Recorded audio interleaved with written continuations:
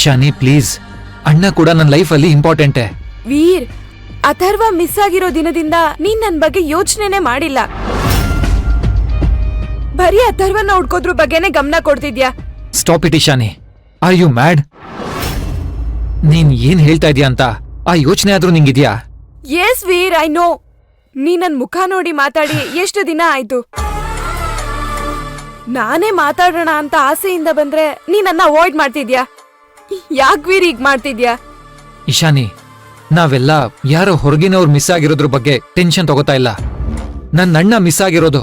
ವೀರ್ please, ಇದ್ ನನ್ಗೂ ಗೊತ್ತಿದೆ. ಸಿಚುಯೇಷನ್ ನನ್ಗೂ ಅರ್ಥ ಆಗುತ್ತೆ. ಅದಕ್ಕೆ ತಾನೆ ಅಥರ್ವ ಸಿಕ್ಕದ್ಮೇಲೆನೆ ಎಂಗೇಜ್ಮೆಂಟ್ ಮಾಡ್ಕೊಳ್ಳೋಣ ಅಂತ ನಾನು ಒಪ್ಕೊಂಡಿದ್ದು. ಅವ್ನ್ ಮಿಸ್ಸಿಂಗ್ ಅಂತ ನಾವ್ ಮಾತಾಡೋಗೂ ಇಲ್ವಾ? ಇದ್ರಿಂದ ನನಗ್ ತುಂಬಾ ಬೇಜಾರಾಗ್ತಿದೆ ವೀರ್. ಅಲ್ಲ ವೀರ್, ಫಿಕ್ಸ್ ಆಗಿದ್ದು ನಮ್ಮ ಎಂಗೇಜ್ಮೆಂಟ್. ಇವಾಗ ಪೋಸ್ಟ್ ಪೋನ್ ಆಗಿದೆ ಅಂತ ಅಟ್ಲೀಸ್ಟ್ ನನಗ್ ಸಮಾಧಾನ ಮಾಡ್ಬೇಕಲ್ವಾ? ಇಶಾನಿ, ಎಂಗೇಜ್ಮೆಂಟ್ ಕ್ಯಾನ್ಸಲ್ ಆಗಿರೋದು ವ್ಯಾಲಿಡ್ ರೀಸನ್ ಇಂದ. ಇದರಲ್ಲಿ ಸಮಾಧಾನ ಮಾಡೋದೇನಿದೆ? ವೀರ್, ನೀನ್ ಒಂದೊಂದ್ ಟೈಮಲ್ಲಿ ಒಂದೊಂದ್ ತರ ಇರ್ತೀಯ. ನಿನಗ್ ನನ್ ಮೇಲೆ ಸ್ವಲ್ಪನೂ ಪ್ರೀತಿನೇ ಇಲ್ಲ ಅಲ್ವಾ?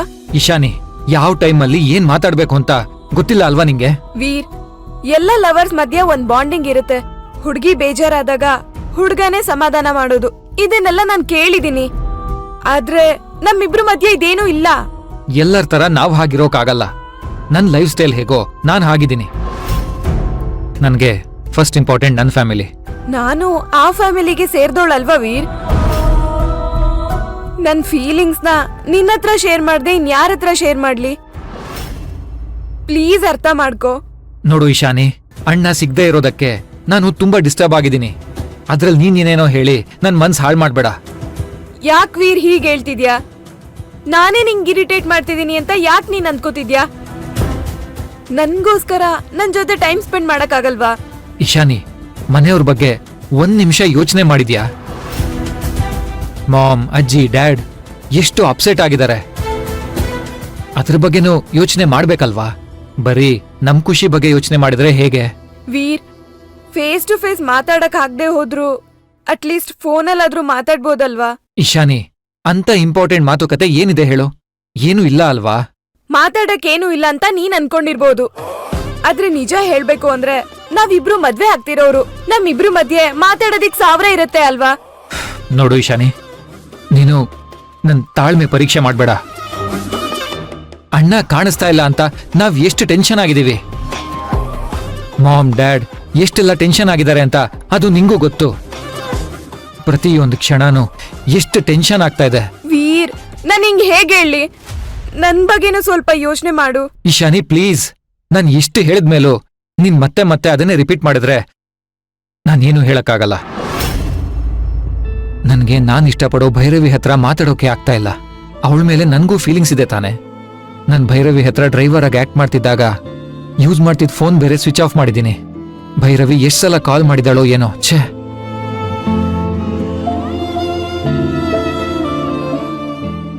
ಇಶಾನಿ, ನಾನೀಗ ತುಂಬಾ ಟೆನ್ಷನ್ ಅಲ್ಲಿದ್ದೀನಿ. ಇನ್ನೊಂದ್ಸಲ ಮಾತಾಡೋಣ. ವೀರ್,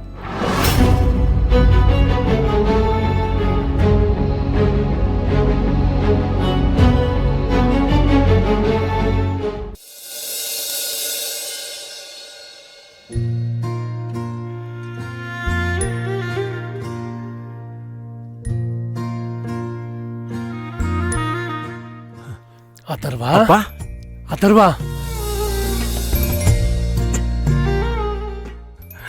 ಅಪ್ಪ ಹೇಗಿದ್ಯೋ ಮಗ್ನೆ? ನಾನ್ ಚೆನ್ನಾಗಿದ್ದೀನಿ. ನೀವ್ ಹೇಗಿದ್ದೀರಾ? ಮನೇಲೆಲ್ಲ ಹೇಗಿದ್ದಾರೆ? ಎಲ್ಲ ಚೆನ್ನಾಗಿದ್ದಾರೆ. ನೀನಿಲ್ಲ ಅಂತ ಸ್ವಲ್ಪ ಹುಡುಕಾಟ ನಡೆಸ್ತಾ ಇದ್ದಾರೆ ಅಷ್ಟೇ. ನಿಮ್ಮಮ್ಮ ಸ್ವಲ್ಪ ಜಾಸ್ತಿನೇ ತಲೆ ಕೆಡ್ಸ್ಕೊಂಡಿದ್ದಾಳೆ. ನಿನ್ನ ನೋಡಿ ತುಂಬಾ ಖುಷಿ ಆಯ್ತು ಮಗ್ನೆ. ಹೇಗಿದ್ಯೋ? ಸಾರ್, ಬೇಗ ಹುಷಾರಾಗಕ್ಕೆ ಮೆಡಿಸಿನ್ ಕೂಡ ಅಷ್ಟೇ ಸ್ಟ್ರಾಂಗ್ ಆಗಿತ್ತಲ್ಲ ಸಾರ್? ರಾಕೇಶ, ಭೈರವಿ, ತುಂಬಾ ಥ್ಯಾಂಕ್ಸ್ ಅಮ್ಮ. ನಿನ್ನಿಂದ ನನ್ನ ಮಗ ಹುಷಾರಾಗ್ಬಿಟ್ಟ.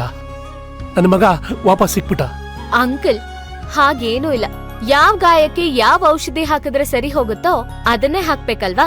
ಹಾಗೆ ಅಥರ್ವನ ಅಕ್ಕನ್ ಜೊತೆ ಇರೋ ಹಾಗೆ ಮಾಡ್ದೆ ಅಷ್ಟೇ. ಅಪ್ಪ, ಭವಾನಿ ನನ್ನ ಹೆಸರು ಹೇಳ್ತಾಳೆ, ಸ್ವಲ್ಪ ರಿಯಾಕ್ಟ್ ಮಾಡ್ತಾಳೆ. ಅವಳು ಆದಷ್ಟು ಬೇಗ ಸರಿ ಹೋಗ್ತಾಳೆ.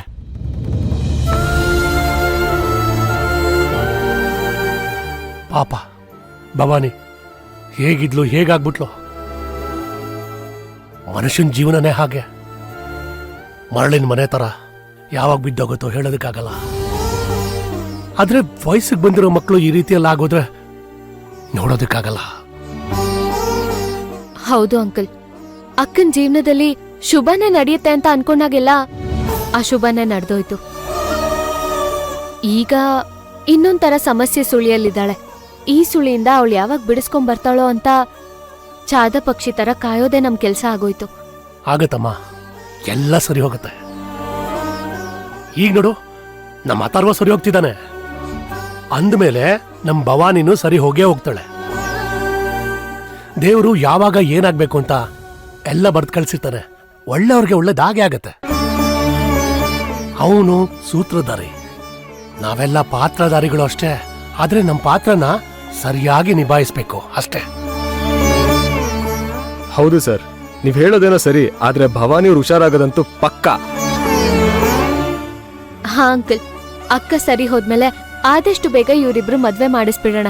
ಖಂಡಿತಮ್ಮ, ಆದಷ್ಟು ಬೇಗ ಭವಾನಿ ನಮ್ಮನೆ ಸೊಸೆಯಾಗಿ ಬರ್ಬೇಕು ಅಂತ ನಮಗೂ ಆಸೆ ಇದೆ.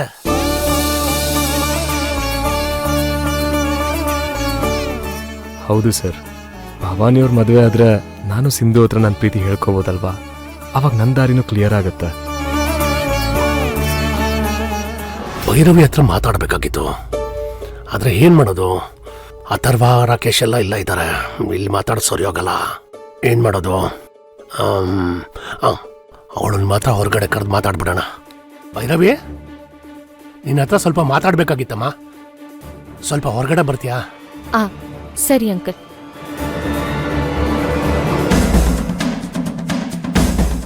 ಭವಾನಿ ನಮ್ಮಪ್ಪ ಬಂದಿದಾರಲ್ಲ, ನಮ್ಮಿಬ್ರು ಮದುವೆ ಮಾಡಿಸ್ತಾರಂತೆ.